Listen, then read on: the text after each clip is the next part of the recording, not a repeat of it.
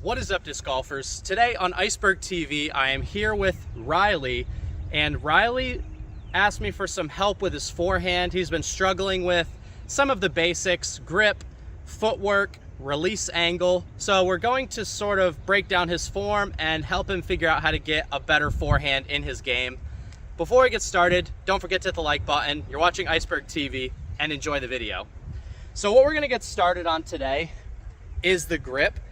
I found the most consistent and comfortable grip for most players is going to be a stack grip. So the stack grip, one of the biggest mistakes that people do with the stack grip is they have their fingers in the side of the finger sitting in the side of the rim.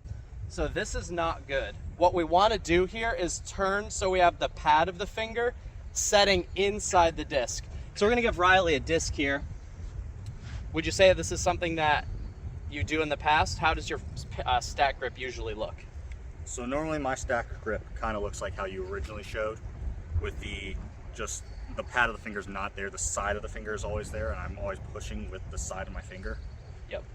Okay, so the reason that this is a problem, and it makes a lot of sense after I explain it, if I'm here, then I'm not able to get any wrist mobility, and I'm never going to be able to get full range of motion at the wrist. So once we put the pad of the finger in here, we now unlock all of this potential for range of motion. This is going to give you a clean, more flat and comfortable release. There's an old myth called serving the pizza that looks like this. This is no good. And this is the #1 biggest mistake I see with forehand beginners, is the side of the finger in there. It works for little touch shots, but it does not work for comfortable, clean, powerful forehands. So let me see how your grip looks now. Show us the bottom of the disc. So we've gone from the side now to the pad of the finger. What I want you to do is throw that disc flat with that angle. Do whatever you normally do, but tell me how that new release feels. And what I want you to think about is allowing the wrist to go back and allowing the wrist to go forward. Let's give that a try.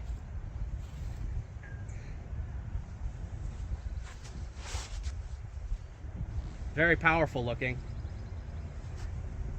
So how would you say that grip change felt? It feels awkward to start, but I think I could get used to that very quickly. Okay, it looked really powerful, it looked strong. So now the next thing that we're going to address is the run-up. Another huge mistake that players make with the run-up, forehand is not like the backhand. You can't get a big run-up and generate all that speed and plant and throw the same way.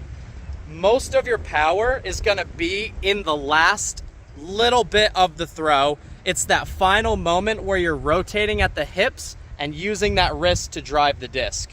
So it's that very last second. So what we're going to do to make it as simple as possible is implement a 3-step approach. It's left, right, plant, and a throw.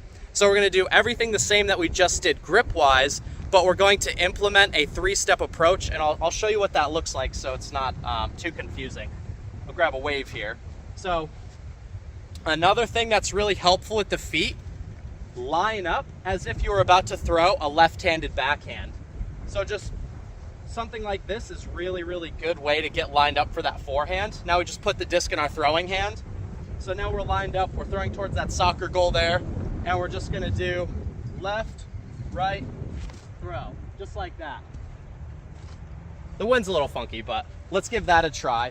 So line up as if you're about to throw a lefty backhand. Now put the disc in the other hand with that new grip, and just nice and slow, left, right, and now you're gonna step and plant and throw just like that. So give that a try.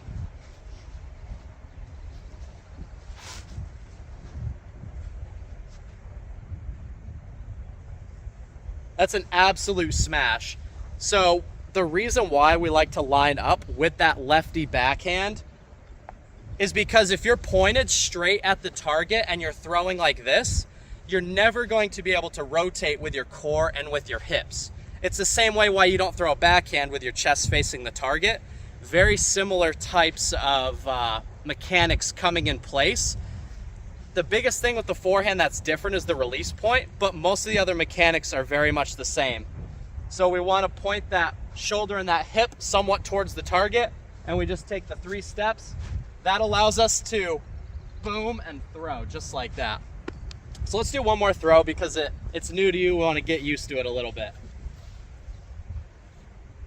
Line up. Left, right.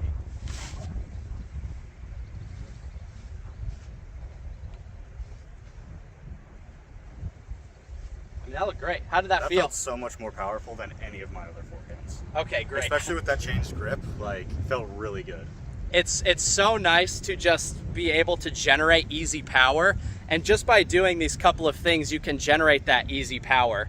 Ultimately, I hope these tips are going to help you develop a simple and consistent forehand. I've seen so many forehand tutorials that try to teach you the do-it-all forehand. You're trying to learn everything all at once. The purpose of this video is to find something that's going to work for you today that you can use on the course today. Do you feel like we helped you today? 100%. I feel like if I just keep implementing these into my game, I could 100% change my forehand and have something reliable out there that I can use. I hope that helps you guys. You're watching Iceberg TV. Please subscribe, please like the video, leave a comment down below, and take care.